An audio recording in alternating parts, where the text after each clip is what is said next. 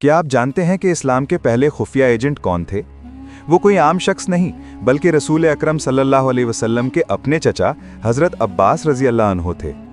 ظاہری طور پر وہ قریش کے ساتھ مکہ میں رہتے تھے، لیکن در حقیقت وہ مدینہ میں مسلمانوں کے لیے خبریں پہنچانے والے سب سے بڑے خفیہ ایجنٹ تھے۔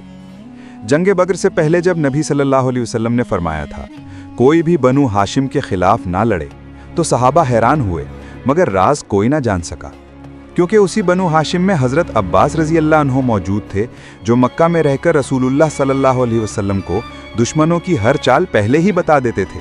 اسی لیے مسلمانوں کو ہمیشہ دشمنوں پر برتری ملی، اور بعد میں انہی حضرت عباس رضی اللہ عنہ کی نسل سے عباسی خلافت نے دنیا کو اسلامی گولڈن ایج دیا۔ یہ تھے اسلام کے پہلے خفیہ ایجنٹ۔